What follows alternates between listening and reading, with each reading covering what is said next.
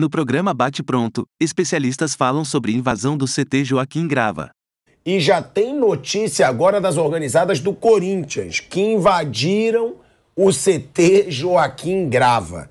É sempre mais do mesmo, a gente fala, a gente fica indignado. É uma ameaça, sim, à segurança de jogadores, dirigentes, de todos, na verdade. E, a informação é a seguinte, que hoje, durante o treino da manhã, as torcidas organizadas do Corinthians, que todas juntas representam o movimento Salve o Corinthians, foram até o CT Joaquim Grava para conversar com a diretoria e o elenco após a eliminação precoce no Paulistão pro Ituano. Olha aí, aí que tá. Cortaram os arames para invasão, porque o primeiro grupo de organizadas a chegar fez um buraco em uma das grades laterais do centro de treinamento, que tá aí na imagem, aí tá o buraco, e invadiram as dependências do clube. Algumas outras lideranças conseguiram a liberação e entraram pelo portão principal. As reivindicações feitas foram as mesmas da última nota oficial da Gaviões da Fiel, como a saída do diretor de futebol, Roberto de Andrade, e a não reintegração de Luan ao elenco. Além disso, a diretoria foi cobrada pela falta de planejamento nas últimas temporadas e os jogadores com relação à postura dentro de campo. Mais uma vez aquilo que a gente fala.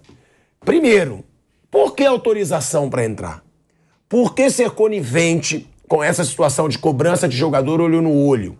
E segundo, cortar o arame para entrar, assim, a gente já viu pular muro, a gente já viu soltar rojão, bomba.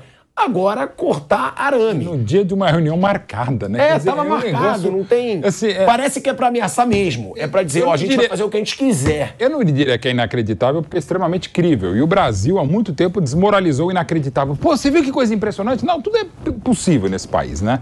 E nesse caso específico, de novo, no CT Joaquim Grava, claro, o momento não é bom, mas é bom lembrar, por exemplo, o 1º de fevereiro de 2014... E aí, contextualizando, em 2012 o Corinthians ganhou invicto a Libertadores e no final do ano ganhou o Bimundial. Aí vem em 2013, ganhou o Paulista, ganha também a Recopa Sul-Americana contra o São Paulo e no Brasileiro não vai tão bem, é aquele time chato do empatite e tal, o Tite sai, vem o Mano Menezes, mas era 1º de fevereiro, mal tinha começado a temporada. E há uma invasão nesse mesmo CT Joaquim Grava de mais de 3 horas. Jogadores presos, jogadores acuados, jogadores escondidos na bomba da piscina. Alguns ficaram 2 a 3 horas ali, e uma das cenas deploráveis foi esganado o Guerreiro, atacante do Corinthians, que 1 ano e 14 meses antes havia feito todos os gols do bicampeonato mundial do Corinthians. E mesmo se não tivesse feito o gol, por óbvio, né? Mas só para citar.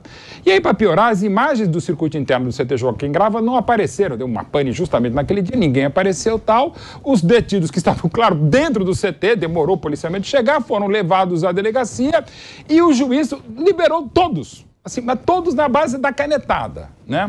O mesmo juiz que depois iria me processar, inclusive, né? Porque eu fiz um comentário, ele que pediu explicação, acabou não processando tal, seguiu o jogo tal. Então, assim, eu sei que é uma parte que me toca muito, porque realmente eu perdi algumas horas, o advogado do Diário Lance, onde tinha meu blog na época, foi me defender tal, do Rio para São Paulo tal, independente com os detalhes, mas assim, eu achei interessante que eu fiquei talvez mais tempo detido para prestar esclarecimento sobre o que eu quis dizer, para o que o juiz acabou aceitando as minhas explicações, do que propriamente todos que invadiram o CT, ficaram 3 horas e esganaram o centroavante do bicampeonato mundial. Essa, entre tantas invasões que são sempre absurdas, de novo, tinha uma reunião marcada. Aí os caras furam, inclusive, queremos jogador, vai ter um certo custo para essa grade. Eu sei que não é um grande custo, mas enfim, como pichar muro do próprio CT, do estádio e tal.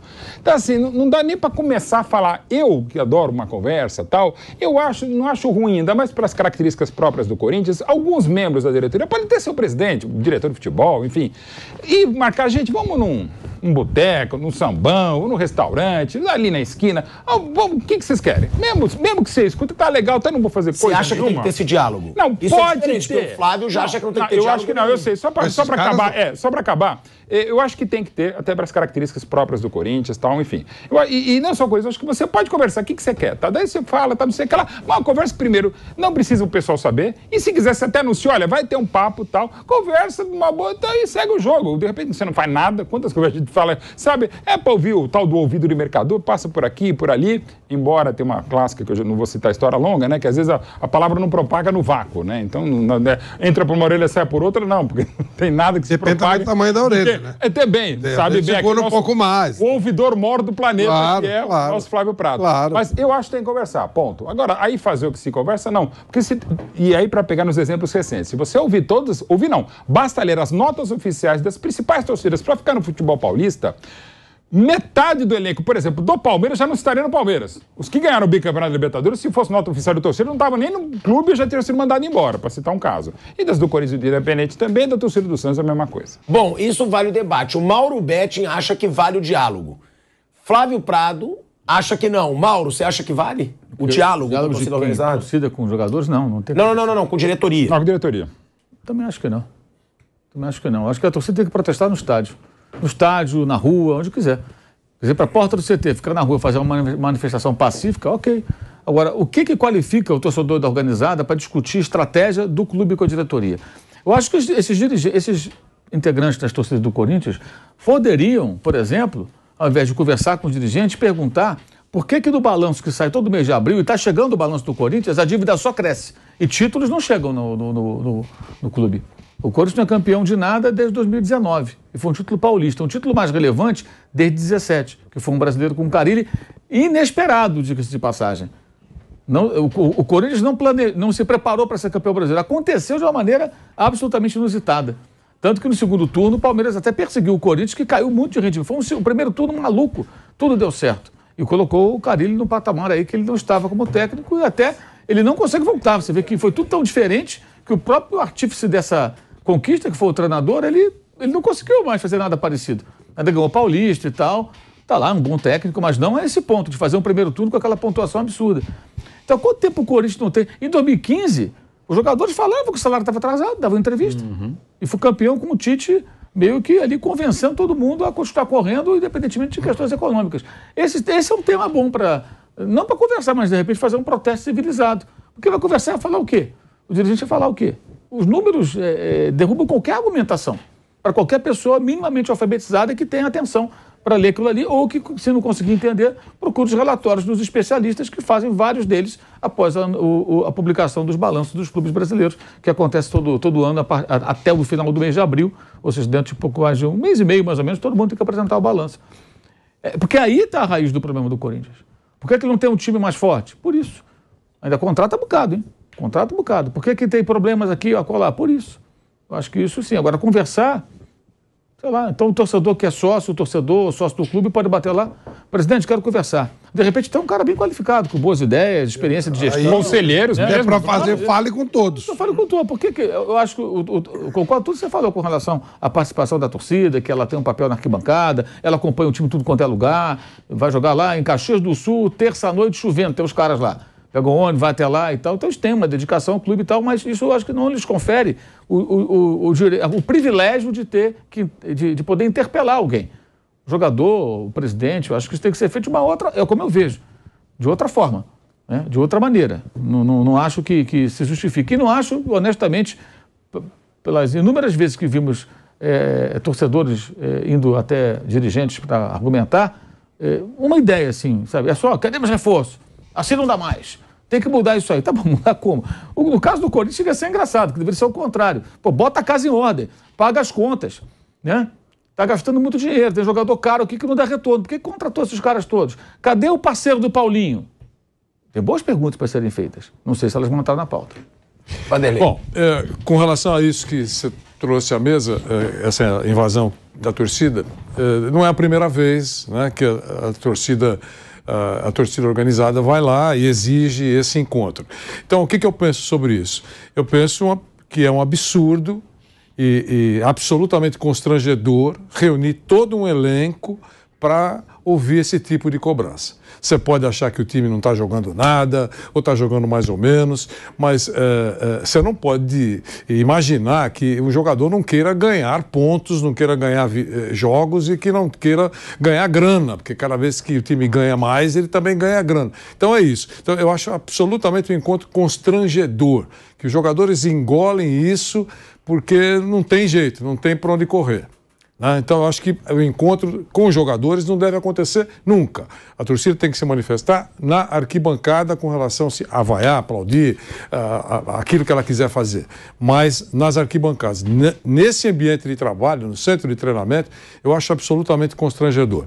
E o encontro com dirigentes? Eu acho que no futebol, quando não é para tratar de números, com balanço, esse negócio todo, vamos falar de futebol, eu acho que tem que ter um encontro quando o dirigente de qualquer clube promete contratar o Mbappé e não contrata, e aí a torcida vai lá cobrar por que você prometeu o Mbappé e você não contratou. É isso, aí eu concordo. Promessas ou aqueles dirigentes que vendem ilusão serem cobrados por aquilo que eles disseram em determinado momento, eu acho que cabe. Mas, claro, sem agressão, um encontro diplomático, como se fosse a ONU, por exemplo, mas com respeito. Senhor diretor, o senhor prometeu contratar o Messi antes que ele fosse campeão do mundo. O senhor não contratou por quê? É isso, o senhor teve contato, o empresário dele, que infelizmente ele não quer sair do continente europeu, alguma coisa assim. Isso eu concordo com o dirigente que promete isso. O restante, eu não concordo. Sabe qual é a manifestação que eu concordaria? Que a manifestação, a porta para discutir? Se fosse uma manifestação, por exemplo, que estivesse acontecendo antes de uma reunião do conselho. Aí sim, conselho de qualquer clube que você está descontente. Tá? Os conselheiros precisam entender que eles são responsáveis por muitos dos desmandos que os seus clubes, ou que os dirigentes dos seus clubes cometem. Eles têm na função de conselheiro fiscalizar e outras cositas más. Então, amanhã vai ter reunião de conselho. Vamos lá manifestar a nossa insatisfação. Abrimos faixa. Nada de invadir, quebrar, nada disso. Mas, olha, os conselheiros chegando, eles têm que saber que nós estamos descontentes. Por causa disso, por causa daquilo. Cartazes, eles não precisam nem se aproximar. Lendo, olha, como é que está isso? Como é que está aquilo? Cobrem no conselho. Porque o conselheiro, ele joga com anonimato. Pode ver que em nenhum momento que nós estamos falando aqui, nós falamos de um conselho metendo o bico para saber se está certa a coisa, se a atuação da direção executiva desse ou daquele clube é uma boa gestão ou não, uma boa atuação. Então eu acho que são manifestações aceitáveis e outras inaceitáveis, a meu ver. Reunir o elenco para dar uma dura, para ensinar a cabecear, para pedir para correr em campo, você está correndo pouco, está correndo... jogada ensaiada. Jogada ensaiada. Vocês não estão treinando jogada ensaiada, assim não dá. É assim que a gente quer, ó. E isso não dá. Então isso para mim é inaceitável. Timão Notícias é um canal voltado para deixá-lo informado sobre o Coringão. Para manter-se atualizado, inscreva-se no canal, deixe seu like e compartilhe com outros do Bando de Loucos.